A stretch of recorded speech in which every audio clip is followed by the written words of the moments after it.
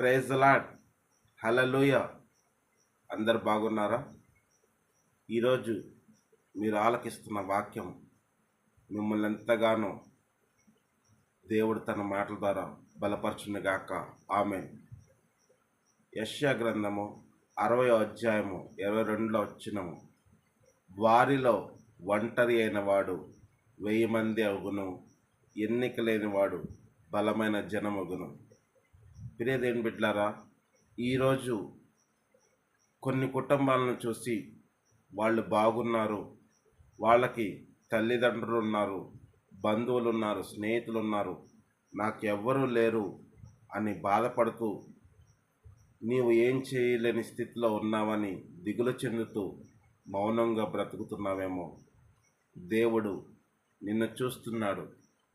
ఎన్నిక లేని వారిని ఆయన ఎన్నుకునే దేవుడు నిన్ను బలమైన జనముగా మార్చాలని కోరుకుంటున్నాడు. నీవు లోకంలో ఉన్న బంధాలను బట్టి, లోకంలో ఉన్న వారి యొక్క సంతోషాన్ని బట్టి నీవు ఆనందించటం కాదు. గొప్ప దేవుడు, రక్షకుడు యేసయ్య నీకు తోడుగా ఉన్నాడు. నిన్ను ఆయన ఆదరిస్తాడు, ఆయన నిన్ను కాపాడుతాడు, ఆయన నీకు సంతోషాన్ని ఇస్తాడు. నువ్వు ఎన్నడూ ఒంటరిదానివని బాధపడకు. ఈ సమస్తాన్ని సృష్టించిన సృష్టికర్త నీకు తోడుండగా నువ్వు ఎవరు లేరు అన్న బాధ నీకు ఉండదు. ఈ లోకంలో ఉన్న బంధాలన్నీ కొంతకాలమే. వారు డబ్బుంటే నీ దగ్గరికి వస్తారు, లేకపోతే నీవు బాధల్లో ఉంటే నిన్ను ఎలా ఉన్నావో చూడటానికి కూడా రారు. ప్రియదేని బిడ్డలారా, నీ కొరకు నా కొరకు ప్రాణం పెట్టిన గొప్ప దేవుడు ఉన్నాడు.